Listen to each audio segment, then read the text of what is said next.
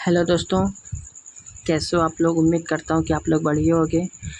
तो दोस्तों, आप लोग को स्टडी पॉइंट क्लास में आप लोगों का स्वागत करता हूँ। तो दोस्तों, आज हम लेके आए आप लोगों के लिए कुछ इंपॉर्टेंट क्वेश्चन जो कि एसएससी एमटीएस के लिए हैं। किसके लिए? एसएससी एमटीएस के लिए काफ़ी इंपॉर्टेंट क्वेश्चन है।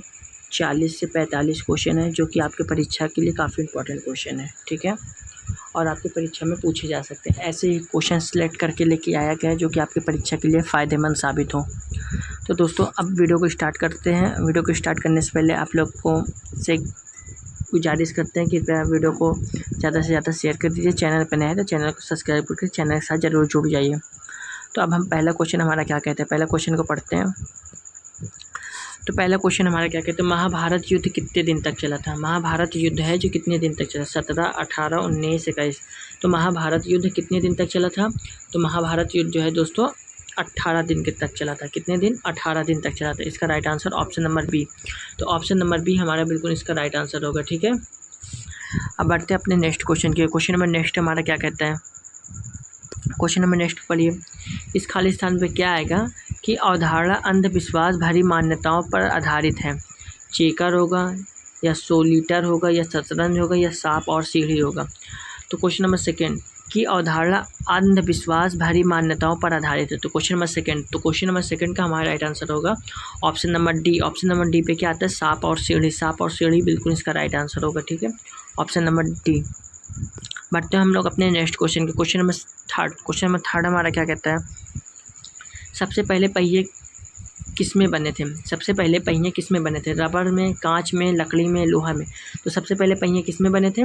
तो सबसे पहले पहिए जो है लकड़ी में बने थे। तो option number C, option number C बिल्कुल हमारा राइट आंसर होगा। ऑप्शन नंबर सी पे क्या आता है? लकड़ी।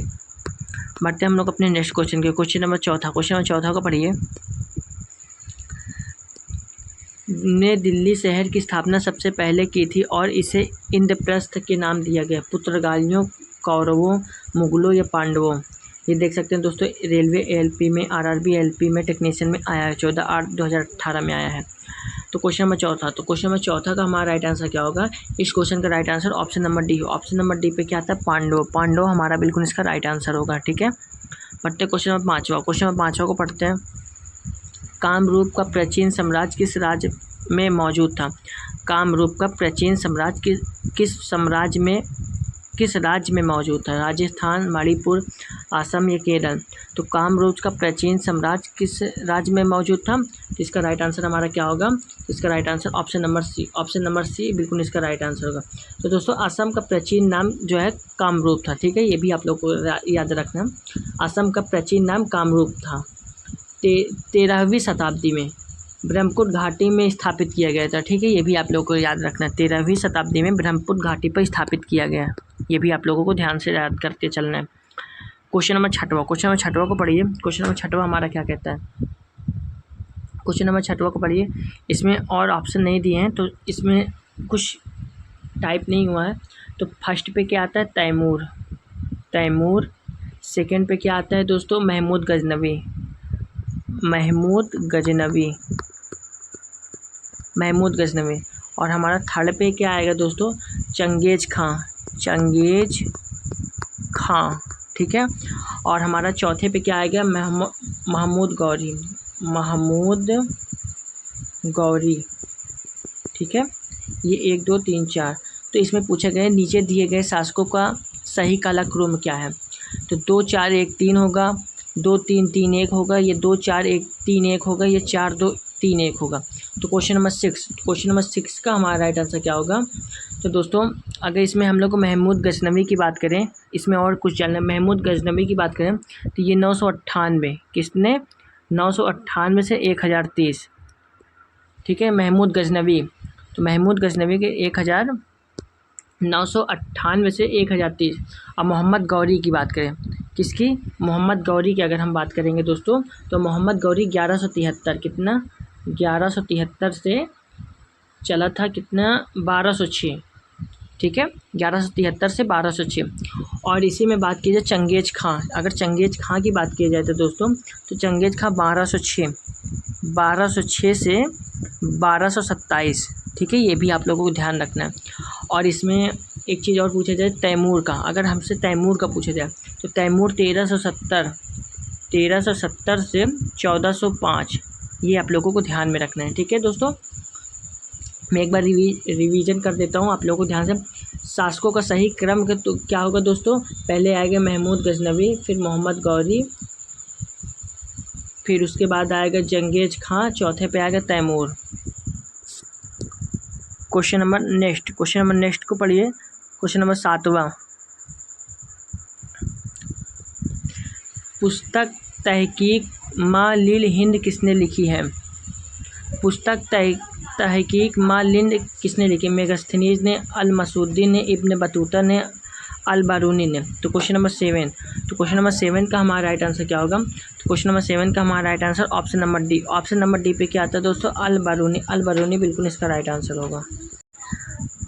क्वेश्चन नंबर अब 8वां पढ़ते हैं। ठीक है दोस्तों, क्वेश्चन नंबर 8वां को पढ़ते हैं। क्वेश्चन नंबर 8वां हमारा क्या कहता है? क्वेश्चन नंबर 8वां,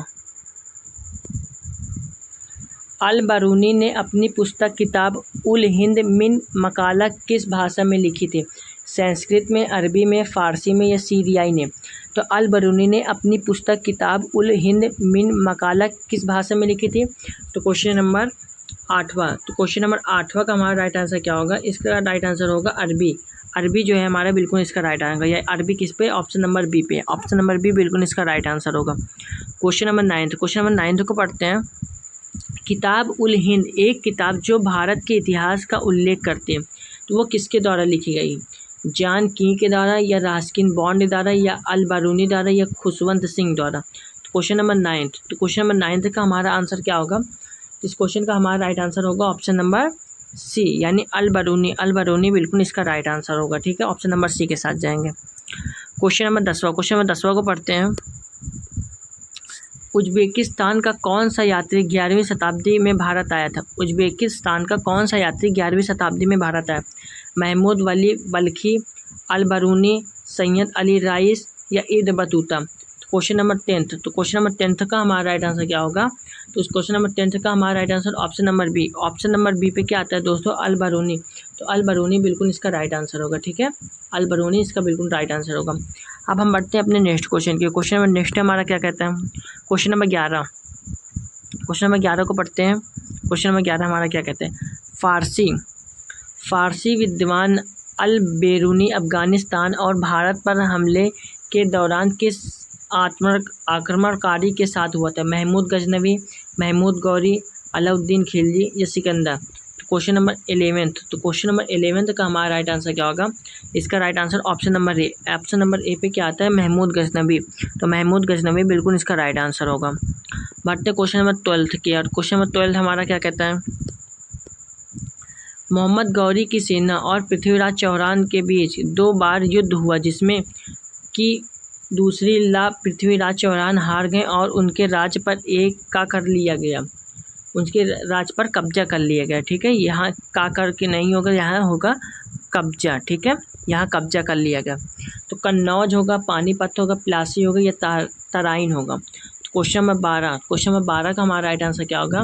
दोस्तों ये ग्रुप डी में क्वेश्चन, आरआरबी ग्रुप डी में आया हुआ क्वेश्चन, और आरआरबी ग्रुप डी का क्वेश्चन और आने इम्पॉर्टेंट है, और ये इसका पेपर भी आने वाला है। ठीक है, वैकेंसी आएगी तो पेपर आने वाला है, तो ग्रुप डी की वैकेंसी भी आने वाली है। तो क्वेश्चन नंबर 12, तो इसका राइट आंसर हमारा क्या होगा? Option number D. Option number D पे क्या आता है? तराइन जो है बिल्कुल इसका राइट आंसर होगा। क्वेश्चन नंबर 13 को पढ़ते हैं। सुल्तान इल्तुतमिश की पुत्री रजिया निम्नलिखित में से किस वर्ष में सुल्तान बनी? 1256, 1246, 1236, 1226? तो सुल्तान इल्तुतमिश की पुत्री रजिया निम्नलिखित में से किस वर्ष में सुल्तान बनी? तो क्वेश्चन नंबर 13 का हमारा राइट आंसर क्या होगा? तो इसका राइट आंसर हमारा होगा option number C. Option number C पे क्या आता है? 1236। तो 1236 हमारा बिल्कुल इसका राइट आंसर होगा। क्वेश्चन नंबर 14 को पढ़िए। ममलूक साम्राज्य का कौन सा शासक 1236 से 1240 तक दिल्ली का सुल्तान थी? आराम शाह, रजिया सुल्तान, रुकनुद्दीन फिरोज, नसीरुद्दीन महमूद? तो क्वेश्चन नंबर 14 का हमारा राइट आंसर क्या होगा? ममलूक साम्राज्य का कौन सा शासक 1236 से 1240 तक दिल्ली की सुल्तान थी? तो क्वेश्चन नंबर 14 का हमारा राइट आंसर क्या होगा? इस क्वेश्चन का राइट हमारा option number B. Option number B पे क्या आता है? रजिया सुल्तान। तो रजिया सुल्तान हमारा बिल्कुल इसका राइट आंसर होगा। ठीक है, अब क्वेश्चन नंबर नेक्स्ट क्यों पढ़ते हैं। क्वेश्चन नंबर नेक्स्ट हमारा क्या करें? क्वेश्चन नंबर 15, दास वंश की स्थापना किसने की थी? दास वंश की स्थापना किसने? कुतुबुद्दीन ऐबक, रजिया सुल्तान, गयासुद्दीन बलबन या नसीरुद्दीन महमूद। क्वेश्चन नंबर 15, तो दास वंश की स्थापना किसने की थी? क्वेश्चन नंबर 15 का हमारा राइट आंसर क्या होगा? तो दोस्तों ये आरआरबी एनटीपीसी में भी आया था, आरआरबी एनटीपीसी 31/3/2016 में भी आया था। ठीक है, ये आप लोगों को ध्यान रखें, दो बार ये क्वेश्चन आ चुका है। दास वंश की स्थापना किसने की थी? तो दास वंश की स्थापना कुतुबुद्दीन ऐबक ने की थी। इसका right answer option number A. Option number A बिल्कुल इसका राइट आंसर होगा। बढ़ते हैं क्वेश्चन नंबर 16, गुलाम वंश। आपसे पूछा गुलाम वंश का संस्थापक कौन था? इल्तुतमिश, बलबन, रजिया, कुतुबुद्दीन ऐबक। तो गुलाम वंश का संस्थापक कौन था? तो क्वेश्चन नंबर 16, तो क्वेश्चन नंबर 16 का हमारा राइट आंसर क्या होगा? इसका राइट आंसर कुतुबुद्दीन ऐबक। तो क्वेश्चन नंबर 16 का right answer option number D. तो गुलाम वंश का संस्थापक कुतुबुद्दीन ऐबक थे। ठीक है, बढ़ते क्वेश्चन नंबर 17। क्वेश्चन नंबर 17 को पढ़िए, इनमें से किसके द्वारा दिल्ली सल्तनत में एकता प्रणाली का संस्थापक रूप से लागू किया गया था? इल्तुतमिश, गयासुद्दीन बलबन, कुतुबुद्दीन ऐबक, आराम शाह। क्वेश्चन नंबर 17, तो किसके द्वारा दिल्ली सल्तनत का एकता प्रणाली का संस्थागत रूप में लागू किया गया था? Question number 17। तो क्वेश्चन नंबर 17 का राइट आंसर हमारा क्या होगा? इसका right answer option number A. Option number A पे क्या आता है? इल्तुतमिश। तो इल्तुतमिश हमारा बिल्कुल इसका राइट आंसर होगा। क्वेश्चन नंबर 18, सल्तनत काल के दौरान भूमि वितरण और प्रशासनिक प्रणाली का एक अद्भुत प्रकार विकसित हुआ है, जिसमें क्या कहा गया? इफ्तादारी, पटवारी, महलवारी या जमींदारी। तो क्वेश्चन नंबर 18, तो क्वेश्चन नंबर 18 का हमारा राइट आंसर क्या होगा? इसका राइट आंसर हमारा ऑप्शन नंबर ए पे क्या आता है? इफ्तादारी। इफ्तादारी जो है हमारा बिल्कुल इसका right answer option number A. अब बढ़ते हैं क्वेश्चन नंबर 19। क्वेश्चन नंबर 19 की ओर बढ़ते हैं। अमीर अल ख्याल एक अरबी उपाधि थी जिसका अनुवाद सामान्य कमांडर ऑफ द फेथफुल या लीडर ऑफ द फेथफुल के रूप में किया जाता है। निम्नलिखित में से किसे यह उपाधि प्रदान की गई? मोइज़-उद-दीन बहराम या जमाल उद्दीन याकूत, मालिक इख्तियार उद्दीन अल्तुनिया या नसीरुद्दीन मोहम्मद। तो क्वेश्चन नंबर 19, तो क्वेश्चन नंबर 19 का हमारा राइट आंसर क्या होगा? तो इस क्वेश्चन का right answer option number B. Option number B पे क्या आता है? जमाल उद्दीन याकूत। इसका बिल्कुल राइट आंसर होगा। क्वेश्चन नंबर 20, क्वेश्चन 20 को पढ़ते हैं। सल्तनत शासक गियासुद्दीन बलबन ने किस अवधि के दौरान दिल्ली पर कब्जा कर यहाँ शासन किया था? 1206 से 1223, 1290 से 1322, 1266 से 1287, 1321 से 1334। क्वेश्चन नंबर 20, तो क्वेश्चन नंबर 20 का हमारा राइट आंसर क्या होगा? क्वेश्चन नंबर 20 का राइट आंसर हमारा क्या होगा? तो इसका राइट आंसर हमारा ऑप्शन नंबर 1266 से 1287। इसका right answer option number C होगा। अब बढ़ते हैं हम लोग अपने क्वेश्चन नंबर 21 की। क्वेश्चन नंबर 21 को पढ़ते हैं। इनमें से किसकी मृत्यु चौगान खेलने के समय दौरान हुई थी? इनमें से इस चारों ऑप्शन में से कौन है जिनकी मृत्यु जो है चौगान खेलने के समय हुई थी? तो कुतुबुद्दीन ऐबक की, फिरोज शाह तुगलक, अलाउद्दीन खिलजी या इल्तुतमिश। तो क्वेश्चन नंबर 21 इसका राइट आंसर हमारा क्या होगा? कुतुबुद्दीन ऐबक। कुतुबुद्दीन ऐबक बिल्कुल हमारा राइट आंसर होगा। ठीक है, क्वेश्चन नंबर 22, भारत में सिजदा प्रथा किसने शुरू की थी? भारत में सिजदा प्रथा किसने शुरू की थी? इल्तुतमिश ने, कुतुबुद्दीन ऐबक ने, गियास उद्दीन बलबन ने, रजिया सुल्तान ने। तो भारत में सिजदा प्रथा किसने शुरू की थी? क्वेश्चन नंबर 22, तो क्वेश्चन नंबर 22 का हमारा राइट आंसर क्या होगा? क्वेश्चन नंबर 22 का हमारा right answer option number C. Option number C पे क्या आता है? गियास उद्दीन बलबन। इसका बिल्कुल राइट आंसर होगा। क्वेश्चन नंबर 23, क्वेश्चन नंबर 23 को पढ़ते हैं। इस खाली स्थान पे चारों ऑप्शन में से कौन आएगा? ने नवराज नामक प्रसिद्ध फारसी त्यौहार की शुरुआत की? मैं नसीरुद्दीन महमूद, गियासुद्दीन बलबन, नमसुद्दीन की उमर से या बुगरा खान। क्वेश्चन नंबर 23, तो क्वेश्चन नंबर 23 का हमारा राइट आंसर क्या होगा? तो क्वेश्चन नंबर 23 का हमारा right answer option number B. Option number B पे क्या आता है दोस्तों? गियासुद्दीन बलबन। तो गियासुद्दीन बलबन इसका बिल्कुल राइट आंसर है, option number B. Question number 24, question number 24 को पढ़िए। क्वेश्चन नंबर 24 हमारा क्या कहता है? निम्नलिखित में से दिल्ली सल्तनत का सही क्रम क्या होगा? गुलाम, तुगलक, खिलजी या लोदी? गुलाम, खिलजी, तुगलक, लोदी? गुलाम, लोदी, खिलजी, तुगलक? तुगलक, खिलजी, गुलाम, लोदी? तो क्वेश्चन नंबर 24, तो क्वेश्चन नंबर 24 का हमारा राइट आंसर क्या होगा? तो अगर आपसे पूछा जाए खिलजी वंश, अगर आपसे पूछा जाए खिलजी वंश का पूछा जाए तो 1290 किसके? ये 1290 ईस्वी, 1290 ईस्वी से 1320 ईस्वी तक, ठीक है, ये आप लोगों को याद रखना है। और इसमें पूछा जाए तुगलक वंश, अगर इसमें पूछा जाए तुगलक का पूछा जाए तो ये 1320 से 1414 ईस्वी, ठीक है, 1414 ईस्वी। अगर इसी में आपसे पूछा जाए सैयद वंश, क्या पूछा जाए? सैयद वंश। तो सैयद वंश 1414 से 1450, ठीक है। अभी सैयद वंश, ये सैयद वंश है, ठीक है, सैयद वंश। अगर लोदी वंश आपसे पूछा जाए, लोदी का, अगर आपसे पूछा जाए लोदी का, ये 1451, कितना? 1451 से 1526, ठीक है दोस्तों, ये लोदी का है। पढ़ते क्वेश्चन नंबर 25वां, क्वेश्चन नंबर 25वां को पढ़ते। क्वेश्चन नंबर 25वां हमारा क्या कहता है? इस चारों ऑप्शन में से क्या आगे के बीच की अवधि को दिल्ली सल्तनत की अवधि के रूप में जाना जाता है?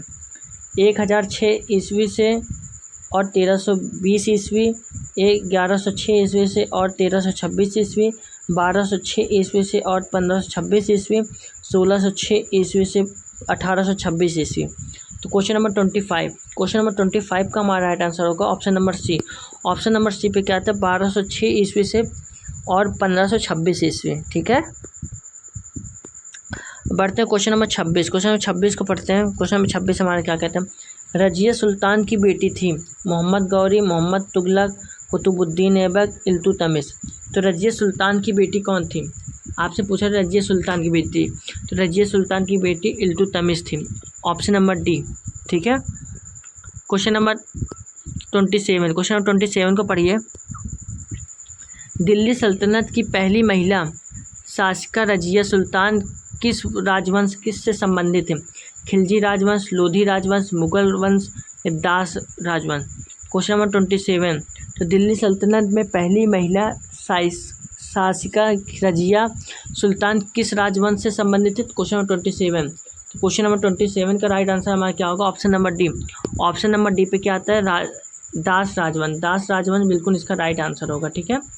अब क्वेश्चन नंबर 28 को पढ़ते। क्वेश्चन नंबर 28 हमारा क्या कहता है?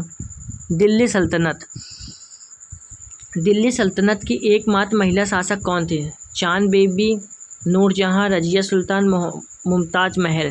क्वेश्चन नंबर 28, तो दिल्ली सल्तनत की एकमात्र महिला शासक कौन थी? क्वेश्चन नंबर 28 का राइट आंसर होगा option number C. Option number C पे क्या आता है? रजिया सुल्तान हमारा बिल्कुल इसका राइट आंसर होगा। क्वेश्चन नंबर 29 को पढ़ते हैं। दिल्ली की पहली महिला शासक कौन थी? मणिकर्णिका, रानी रूपमती, रजिया सुल्ताना या चांद बीबी? क्वेश्चन नंबर 29, तो दिल्ली की पहली महिला शासक कौन थी? क्वेश्चन नंबर 29 का राइट आंसर हमारा क्या होगा? इसका राइट आंसर रजिया सुल्तान, यानी ऑप्शन नंबर सी के साथ जाएंगे। क्वेश्चन नंबर 30 को पढ़ते हैं। लगभग 84 वर्ष तक उपमहाद्वीपों में शासन करने वाला प्रथम मुस्लिम वंश था? मुगल वंश, खिलजी वंश, तुगलक वंश, गुलाम वंश? तो क्वेश्चन नंबर 30वां का राइट आंसर हमारा क्या होगा? Option number D. Option number D पे क्या आता है? गुलाम वंश बिल्कुल इसका राइट आंसर होगा। क्वेश्चन नंबर 31 को पढ़ते हैं। कुतुबुद्दीन ऐबक, आपसे बोला कुतुबुद्दीन ऐबक और रजिया राजवंश किससे संबंधित है? मामलूक से या खिलजी से या मुगल से या लोधी से? तो क्वेश्चन नंबर 31, तो क्वेश्चन नंबर 31 का हमारा राइट आंसर क्या होगा? इसका right answer option number A. Option number A पे क्या आता है? मामलूक जो है हमारा बिल्कुल इसका राइट आंसर होगा। क्वेश्चन नंबर 32, कुतुबुद्दीन ऐबक कुतुबुद्दीन ने खुद को दिल्ली का सुल्तान घोषित कर दास राजवंश के शासन की शुरुआत की? 1205 में, 1206 में, 1207 में, 1208 में। Question number 32। क्वेश्चन नंबर 32 का हमारा राइट आंसर क्या होगा? क्वेश्चन नंबर 32 का हमारा राइट आंसर होगा ऑप्शन नंबर बी, यानी 1206। तो 1206 हमारा बिल्कुल इसका right answer, option number B. अब हम बढ़ते हैं क्वेश्चन नंबर 33 की ओर। क्वेश्चन नंबर 33 को पढ़ते हैं। यहाँ से दोस्तों खिलजी वंश स्टार्ट होता है, ठीक है। यहाँ से कौन सा स्टार्ट होता है? खिलजी वंश। खिलजी वंश, यहाँ से खिलजी वंश स्टार्ट होता है, ये आप लोगों को ध्यान में रखना है। क्वेश्चन नंबर 33 को पढ़ते हैं। रिहला नामक प्रसिद्ध पुस्तक निम्नलिखित में से किसके द्वारा लिखी गई, जिसमें 14वीं शताब्दी में भारतीय उपमहाद्वीपों के सामाजिक और सांस्कृतिक जीवन के बारे में अत्यंत समृद्ध और रोचक वर्णन किया गया है? Ibn Battuta, Francois, Bernier, Hiuen Tsang, Al Biruni. तो क्वेश्चन नंबर 33, तो क्वेश्चन नंबर 33 का हमारा राइट आंसर होगा इब्न बतूता। तो इब्न बतूता बिल्कुल इसका राइट आंसर होगा, यानी ऑप्शन नंबर ए के साथ जाएंगे। Question number 34। क्वेश्चन नंबर 34 को पढ़िए। कौन सा शासक कुतुब मीनार के निकट अलाई मीनार बनवाना चाहता था, लेकिन इसका निर्माण कार्य पूर्ण नहीं हो सका? अलाउद्दीन खिलजी, नासिरुद्दीन महमूद, रजिया सुल्तान, इल्तुतमिश। Question number 34। तो क्वेश्चन नंबर 34 का हमारा राइट आंसर क्या होगा? तो क्वेश्चन नंबर 34 का हमारा अलाउद्दीन खिलजी, यानी ऑप्शन नंबर ए के साथ जाएंगे। अलाउद्दीन खिलजी बिल्कुल इसका राइट आंसर होगा। Question number 35। क्वेश्चन नंबर 35 को पढ़िए। निम्नलिखित में से किसने अपने सैनिकों के लिए सैन्य गैरिसन शहर सीरी नामक का निर्माण किया? मोहम्मद तुगलक, गयासुद्दीन तुगलक, अलाउद्दीन खिलजी, कुतुबुद्दीन ऐबक। Question number 35। तो क्वेश्चन नंबर 35 का हमारा राइट आंसर क्या होगा? तो इस क्वेश्चन का हमारा राइट आंसर होगा option number C. Option number C पे क्या आता है दोस्तों? ऑप्शन नंबर सी पे अलाउद्दीन खिलजी। अलाउद्दीन खिलजी हमारा बिल्कुल इसका राइट आंसर होगा। Question number 36। क्वेश्चन 36 को पढ़िए। रानी पद्मावती का संबंध किस शहर से है? पुष्कर से, जोधपुर से, चित्तौड़गढ़ से, उदयपुर से। तो रानी पद्मावती का संबंध किस शहर से है? आप लोग को रानी पद्मावती का संबंध किस शहर से है? ये चित्तौड़गढ़ से है। किससे? चित्तौड़गढ़ से। तो चित्तौड़गढ़ हमारा बिल्कुल इसका राइट आंसर होगा, ऑप्शन नंबर सी। अब बढ़ते हैं क्वेश्चन नंबर 37। क्वेश्चन 37 को पढ़ते हैं। अलाउद्दीन खिलजी के शासनकाल में राज्य द्वारा निम्नलिखित में से किस प्रकार का कर नहीं लगाया गया था? लघु उद्योग पर कर, कृषि पर कर, आवास पर कर, मवेशियों पर कर। Question number 37। क्वेश्चन नंबर 37 का हमारा राइट आंसर क्या होगा? तो इस क्वेश्चन का right answer option number A. Option number A पे क्या आता है? लघु उद्योगों पर कर। अब बढ़ते हैं क्वेश्चन 38। क्वेश्चन 38 को पढ़िए।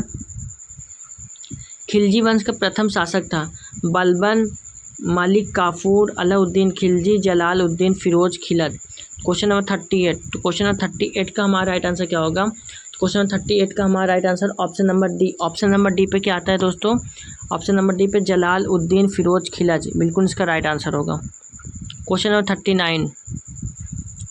13वीं सदी में बख्तियार खिलजी ने बंगाल के किस राजा को पराजित किया? महिपाल, लक्ष्मणसेन, शशांक या ग्रहवर्मन। Question number 39। तो क्वेश्चन नंबर 39 का हमारा राइट आंसर क्या होगा? क्वेश्चन नंबर 39 का हमारा राइट आंसर होगा option number B. Option number B पे क्या आता है? लक्ष्मण सेन। लक्ष्मण सेन बिल्कुल इसका राइट आंसर होगा, ठीक है। लक्ष्मण सेन बिल्कुल इसका राइट आंसर होगा। अब बढ़ते हैं क्वेश्चन नंबर नेक्स्ट की ओर। क्वेश्चन नंबर नेक्स्ट हमारा क्या कहता है? तो दोस्तों कुल मिला के 39 क्वेश्चन थे, ठीक है। तो 39 क्वेश्चन में आप लोगों को क्वेश्चन कैसा लगा? क्वेश्चन पसंद आया हो तो वीडियो को लाइक ज़रूर कर दीजिए। सारे इंपॉर्टेंट क्वेश्चन थे, ठीक है दोस्तों, सारे इंपॉर्टेंट क्वेश्चन थे जो कि पेपर में पूछे गए हैं। तो ऐसे ही क्वेश्चन दोबारा पूछे जा सकते हैं, इसीलिए ऐसे क्वेश्चन सेलेक्ट करके लेके आया जाता है ताकि आप लोगों को हेल्पफुल हो और आप लोगों को अच्छे से समझ में भी आ जाए। तो आप लोगों को वीडियो पसंद आए तो वीडियो को एक लाइक ज़रूर कर दीजिएगा, ठीक है दोस्तों। धन्यवाद।